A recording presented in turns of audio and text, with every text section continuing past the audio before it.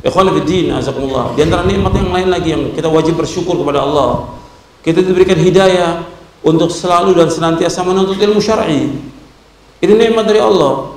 Betapa banyak orang-orang yang diberikan oleh Allah nikmat sehat, nikmat waktu yang luang, dan nikmat yang lainnya, tapi nggak ada keinginan untuk talabul ilmi. Padahal talabul ilmi, menuntut ilmu wajib. Dan antum sudah hafal hadisnya, talabul ilmi faridatun ala kulli muslimin. Menuntut ilmu itu wajib atas setiap muslim. Kalau disebutkan wajib atas setiap muslim, berarti termasuk muslimah juga wajib. Dan menuntut ilmu ini merupakan jalan menuju sorga. Nggak bisa kita ingin melaksanakan agama Islam ini dengan benar kecuali dengan menuntut ilmu. Harus ada ilmunya. Makanya Nabi SAW memberikan kabar gembira kepada kita semuanya, saya dan antum sebagai penuntut ilmu. Nabi bersabda SAW, "Wa man salaka tariqan yaltamisu fihi ilman, sahhalallahu bihi tariqan al jannah." Barang siapa yang berjalan untuk menuntut ilmu, maka Allah akan mudahkan jalannya ke surga. Barang siapa yang berjalan untuk menuntut ilmu, maksudnya menuntut ilmu syar'i, maka Allah akan mudahkan jalannya ke surga. Makanya kita bersyukur kepada Allah diberikan hidayah di atas Islam dan Sunnah, diberikan hidayah taufik untuk menuntut ilmu. Banyak sekali orang-orang yang tidak menuntut ilmu. Banyak diberikan nikmat oleh Allah tapi nggak bersyukur dia. Maka menuntut ilmu ini wajib. Wajib kita menuntut ilmu. Dan harus kita perjuangkan. Karena ini merupakan jalan menuju surga. Dan kita semua ingin masuk surga. Kita nggak akan tahu tentang agama Islam kecuali kita belajar agama Islam yang benar. Kita nggak akan tahu tentang mana tauhid, mana syirik kecuali dengan belajar. Kita nggak akan tahu tentang sunnah dan bid'ah kecuali dengan belajar. Kita nggak akan tahu tentang yang taat dan maksiat kecuali dengan belajar. Kita nggak akan tahu tentang yang halal dan haram kecuali dengan belajar. Harus belajar ilmu syar'i dan kita wajib meluangkan waktu kita semuanya untuk menuntut ilmu syar'i. Tinggal kita membagi waktu kita. Nuntut ilmu, kemudian belajar, artinya antum kuliah, sebagian kuliah, mencari maisha, kemudian berumah tangga, tinggal antum atur waktu itu. Saya mau tanya kepada antum, nuntut ilmu ini ibadah bukan? Nuntut ilmu ibadah bukan? Yakin, kalau tanya 2 kali itu yakin, ibadah gitu. Jangan ragu-ragu. Kalau nuntut ilmu itu ibadah, kita diciptakan oleh Allah untuk apa? Ibadah. Wa ma khalaqtul jinna wal insa illa liya'budun. Tidak aku ciptakan jin dan manusia melainkan untuk beribadah padaku. Kalau menuntut ilmu ini ibadah, maka semua harus mendukung ibadah ini. Kita kerja, kita dagang, kita mencari maisha, kita berusaha dan yang lainnya. Semua ini harus mendukung ibadah kita kepada Allah. Saya ulangi, tolong dengarkan baik-baik semuanya. Jangan ada yang tidur. Ya, ini majelis ilmu, majelis yang dikelilingi oleh malaikat. Nanti saya akan bawakan hadisnya. Perhatikan. Kalau menuntut ilmu itu ibadah, maka semua yang ada yang kita miliki, kita usaha, kita mencari maisha, kita dagang, dan yang lainnya, itu harus mendukung ibadah kita kepada Allah. Bukan dikorbankan. Yang terbanyak manusia mengorbankan untuk ilmu ini untuk dagang, untuk kuliah. Kalau dia dokter, untuk praktek, untuk usaha, atau yang lainnya. Dikorbankan. Nuntut ilmu ini kapan? Sekali-kali aja. Kadang-kadang seminggu sekali, kadang-kadang sebulan sekali, kadang setahun sekali. Ya gimana dia akan dapat agama, akan tahu tentang Islam. Makanya kalau kita lihat umat Islam terbelakang, tidak tahu tentang agama Islam karena mereka tidak menuntut ilmu syar'i. Beda dengan zaman sahabat. Zaman sahabat radhiyallahu, mereka mengorbankan semuanya untuk menuntut ilmu. Karena mereka yakin bahwa hidup ini untuk ibadah kepada Allah dan tujuan hidup ini adalah surga, bukan dunia. Dunia nggak ada arti apa-apa sama sekali dunia ini.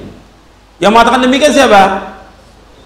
Allah dan Rasulnya. Allah mengatakan dalam Al-Quran, wa mal hayatud dunya illa mata'ul gurur. Nggak ada kehidupan dunia kecuali kehidupan yang menipu. Nabi juga bersabda sallallahu alaihi wasallam, "Lau kanatid dunya ta'dilu 'inda Allahi janaha ba'udatin, ma saqa kafiran minha syarbata ma'in." Kalau seandainya dunia berharga seberat sayap nyamuk, Allah nggak akan memberikan orang kafir air meskipun seteguk. Kalau seandainya dunia ini berharga di sisi Allah, Allah nggak akan berikan orang kafir meskipun seteguk air. Menunjukkan bahwa dunia ini berharga atau tidak? Tidak ada harganya dunia. Bahkan Nabi Muhammad SAW menjelaskan bahwa dunia ini lebih jelek daripada bangkai kambing. Nggak ada harganya.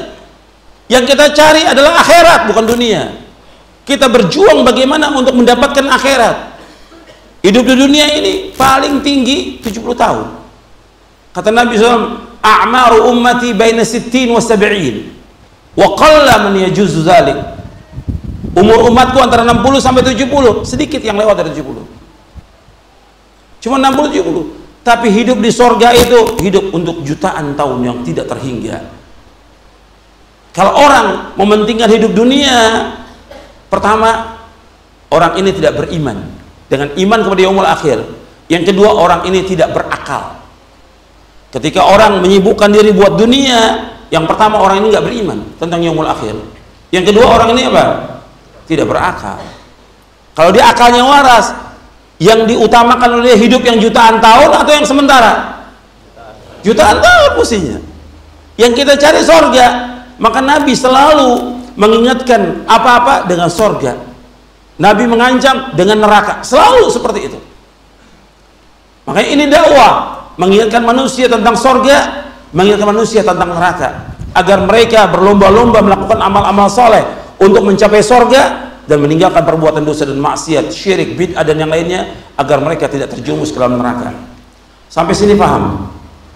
Paham ya? Saya lanjutkan.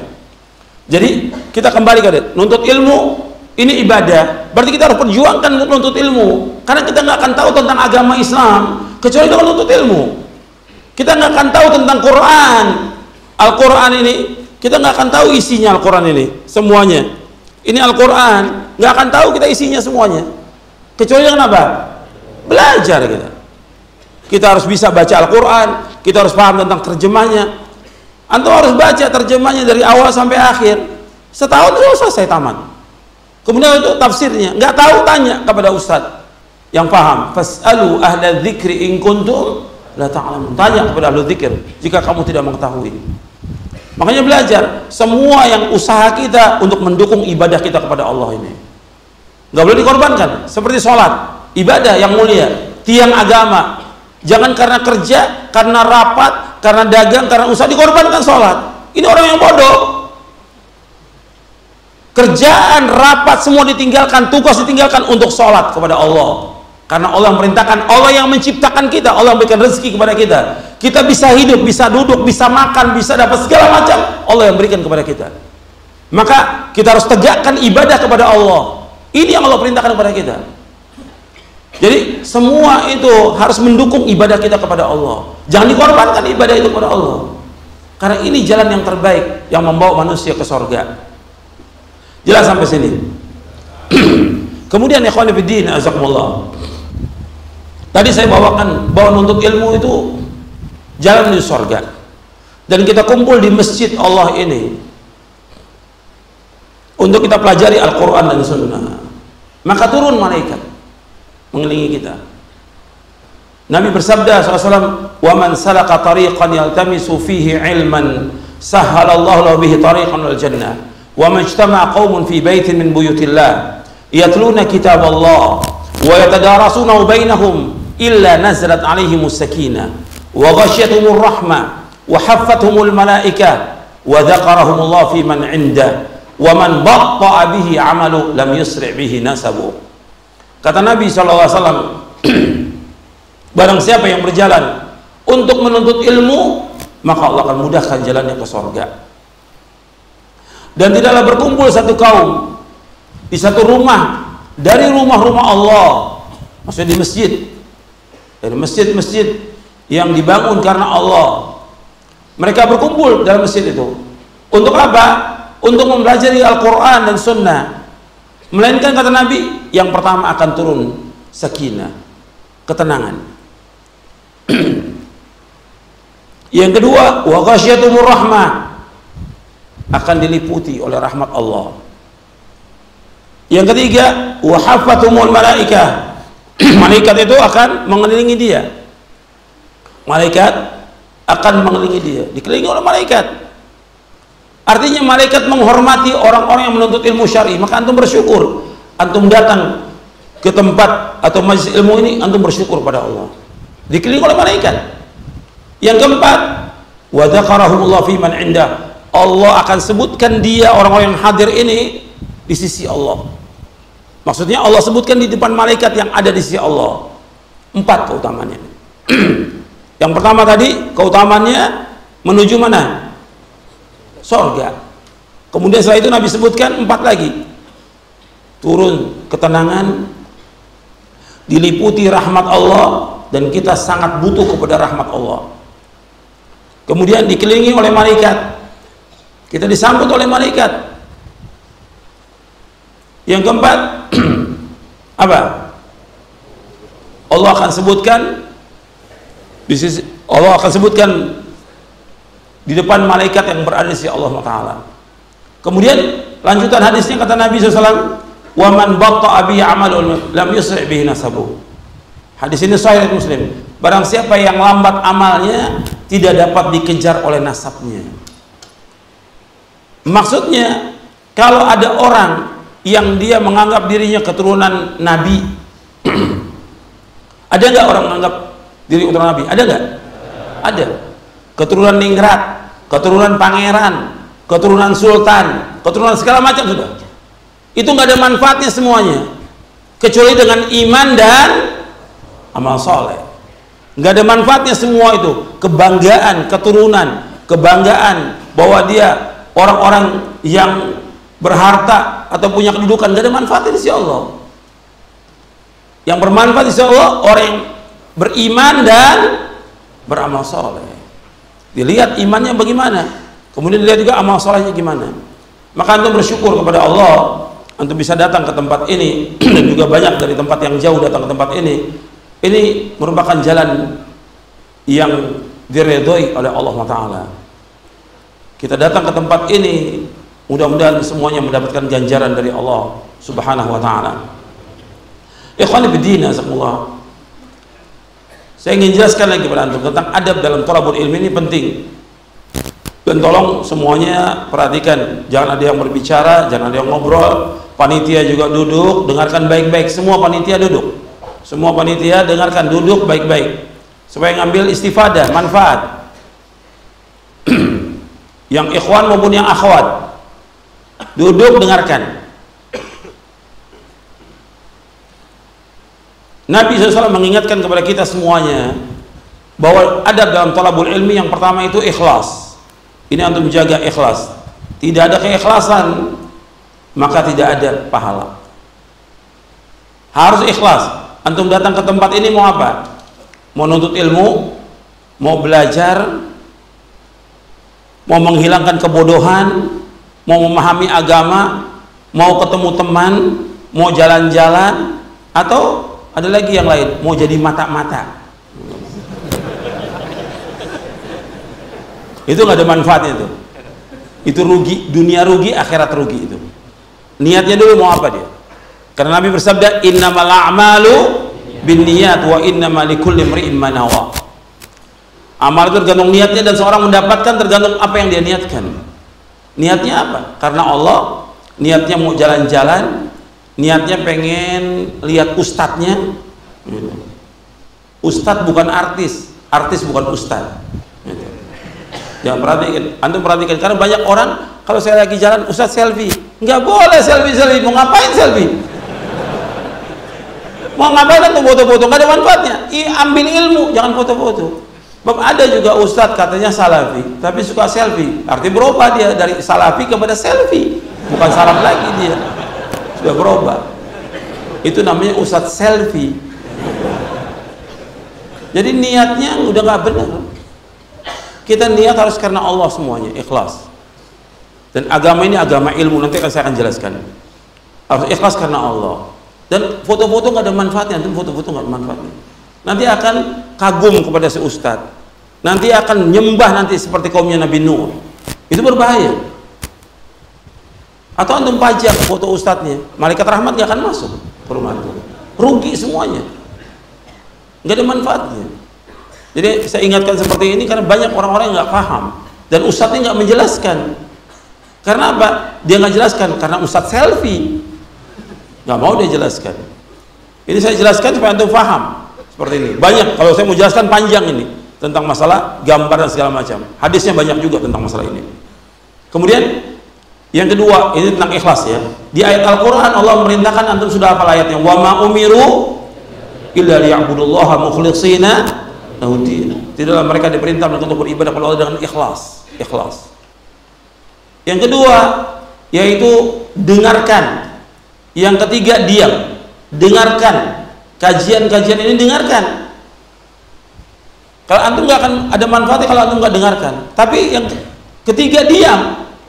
Kalau antum nggak diam, ngobrol, nggak ada manfaatnya sama. Keberadaan antum di sini nggak ada manfaatnya, mengganggu yang lain. Lebih baik keluar. Saya sudah ingatkan, kalau di pengajian saya kalau dia ngobrol, baiknya keluar. Karena saya dulu belajar seperti itu dengan Syekh Utsaimin rahimahullah. Ketika ada yang ngobrol, keluar. Itla barra, kata dia. Keluar. Ini majelis ilmu, dihajar oleh malaikat. Malaikat menghormati kita, memuliakan kita. Kok kita main-main di dalam? Kok ngobrol?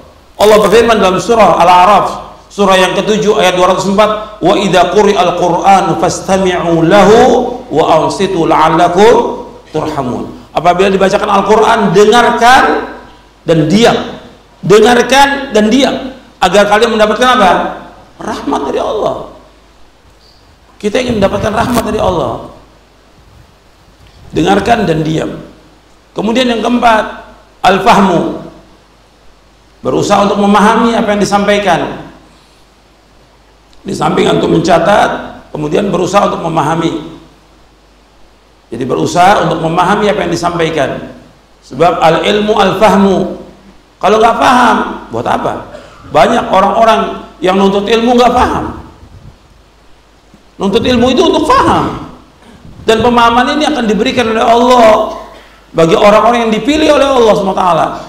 Dan mudah-mudahan kita semua termasuk yang dipilih oleh Allah SWT.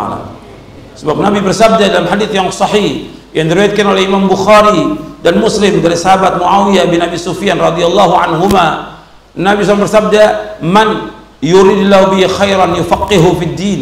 Barang siapa yang dikehendaki Allah kebaikan padanya akan diberikan pemahaman tentang agama. Barang siapa yang dikehendaki oleh Allah kebaikan padanya diberikan pemahaman tentang agama. Akan diberikan pemahaman tentang agama. Makanya kita berusaha untuk memahami agama. Kalau kita nggak paham, bagaimana kita mengenal agama? Paham ini penting dalam Islam. Sebab tonggak agama ini dibangun di atas dua tonggak. Kata Imam Ibnu Qayyim di dalam kitabnya I'lamul Muwaqqi'in. Kata beliau dalam kitabnya I'lamul Muwaqqi'in, di awal-awal, di juz-juz masih awal, yang sekarang ini sudah ditahqiq oleh Syekh Masyhur Hasan Salman jadi 7 jilid I'lamul Muwaqqi'in. Di awal-awal beliau menyebutkan bahwa tonggak agama ini dibangun di atas dua asas. Yang pertama husnul qasd, yang kedua sihhatul fahm. Yang pertama husnul qasd, yang kedua sihhatul fahm. Yang pertama itu adalah niatnya harus benar. Niatnya benar, niatnya harus ikhlas karena Allah. Yang kedua sihhatul fahm, yaitu benar pemahamannya. Di tonggak agama ini dibangun atas dua. Yang pertama ikhlas, semuanya harus ikhlas karena Allah. Yang kedua fahamnya benar, dia memahami dengan benar. Kalau pahamnya nggak benar ya sesat. Kan firqah-firqah yang sesat itu karena pemahamannya dia menyimpang dari pemahaman para sahabat radhiyallahu anhum ajma'in. Masalah pemahaman masalah penting, asas dalam kita beragama ini. Ketika orang itu nggak paham, itu berbahaya. Makanya harus paham dengan pemahaman yang benar. Dan lama dia untuk menuntut ilmunya dan untuk paham itu lama. Nggak cukup setahun 2 tahun, puluhan tahun dia harus belajar agama ini. Kemudian kita masuk yang kelima. Yang kelima yaitu ditulis, dicatat. Sebab Nabi bersabda, qaidul ilma bil kitab, ikatlah ilmu itu dengan tulisan. Anas bin Malik mengatakan radhiyallahu an, qaidul ilma bil kitabah, ikatlah ilmu itu dengan tulisan. Begitu juga Anas menasihati anak-anaknya, wahai anak-anakku, ikatlah ilmu itu dengan tulisan, dicatat.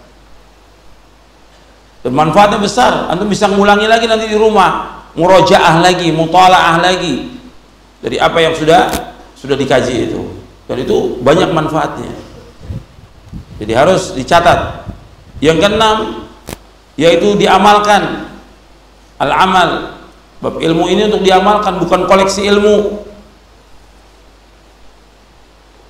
Bukan koleksi ilmu. Ilmu itu untuk diamalkan. Sebab Allah menjamin surga bagi orang-orang yang mengamalkan. Makanya Allah kaitkan selalu dalam Al-Quran iman amal soleh, iman amal soleh. Di surah Al-Baqarah Allah berfirman, wa basyiril ladzina amanu wa amilus solihati anna lahum jannat. Berikan kabar gembira kepada orang beriman beramal soleh, bagi mereka surga. Innal ladzina amanu wa amilus solihati lahum jannatun naim. Orang beriman dan beramal soleh, tempat mereka surga. Allah menyebutkan dalam surah Az-Zukhruf, tilkal jannatu allati urithumuha bima kuntum ta'malun. Itulah surga yang diwariskan kepada kalian dengan sebab apa yang kalian amalkan. Ini penting dalam kita menuntut ilmu, amal dan berlomba-lomba dalam amal soleh. Yang ketujuh, dakwah. Yang ketujuh, kalau kita sudah tahu, sudah kita mengkaji, mengaji, dan kita sudah paham, kita amalkan, dakwakan. Pertama kali dakwah itu kepada siapa? Keluarga. Jangan sibuk dengan orang lain kita. Sibuk dengan diri kita dan sibuk dengan keluarga kita. Bagaimana kita menyelamatkan diri kita dan keluarga kita dari api neraka. Allah berfirman, ya ayyuhalladzina amanu qu anfusakum wa ahlikum nara. Wahai orang beriman, jaga diri kamu dan keluarga kamu dari api neraka. Dalam surah Tahrim, surah 66 ayat 6. Jaga diri kamu dan keluarga kamu dari api neraka. Jaganya dengan apa? Ya, dengan kita belajar, dengan kita memahami Islam, dengan kita mengajarkan adab kepada mereka, akhlak kepada mereka, akidah yang benar, tauhid yang benar. Banyak kaum muslimin yang dia belajar, dia ngaji, nuntut ilmu, bahkan ada sebagian dai yang sibuk dia dakwah, tapi dia membiarkan istrinya, meninggalkan istrinya, nggak ngurus istrinya, nggak ngurus anaknya, dibiarkan, tidak dididik di atas Islam yang benar. Ada suaminya ikut sunnah, istrinya malah ikut perbuatan bid'ah. Bagaimana dia? Dia harus dakwakan dulu kepada keluarganya, dia harus jaga dirinya dan keluarganya api neraka. Dan dia akan ditanya oleh Allah tentang istrinya dan anak-anaknya. Sebab kita ini pemimpin bukan? Kita pemimpin. Jadi nggak perlu antum milih pemimpin lagi, antum pemimpin udah. Nggak perlu ikut milih pemimpin, antum pemimpin. Dalilnya mana? Kullukum ra'in wa kullukum mas'ulun an ra'iyati. Setiap kamu adalah pemimpin dan setiap kamu akan ditanya tentang pimpinannya. Kita akan ditanya oleh Allah tentang bagaimana istri kita, anak kita, itu akan ditanya. Dididik atau tidak mereka itu. Ini penting dalam dakwah, ini penting. Yang utamakan keluarga dulu, bukan orang lain. Jangan sibuk dakwain orang keluar, bahkan sampai ada yang khuruj kemana-mana. Tapi istrinya masih belum benar, sholatnya ada sebagian nggak sholat, nggak pakai jilbab, anaknya maksiat dan segala macam. Akan ditanya oleh Allah, kenapa dibiarkan? Tanggung jawab berat di dalam perekaman. Sebab kita berdoa kepada Allah bukan sekedar berdoa, tapi bagaimana kita mendidik istri kita, anak kita, dan kita sebagai seorang imam dalam rumah tangga kita. Dan banyak kaum muslimin tidak jadi imam. Kita harus jadi imam, karena itu doa kita. Rabbana hablana min azwajina wa dhurriyyatina qurrata a'yun waj'alna lil muttaqina imama. Wahai Rabb kami, berikan kepada kami pasangan suami atau istri dan keturunan yang menyejukkan pandangan kami, dan jadikan kami sebagai pemimpin, sebagai imam bagi orang bertakwa. Berarti kita orang bertakwa dulu, kemudian jadikan istri kita dan anak kita orang bertakwa kepada Allah. Dan ini perjuangannya berat dan panjang, makanya antum harus perhatikan itu. Dan ini semuanya ganjarannya besar, pahalanya besar, dan jaminannya sorga. Makanya harus berjuang benar kita, mendidik istri kita, anak kita menjadi orang-orang yang saleh dan soleha.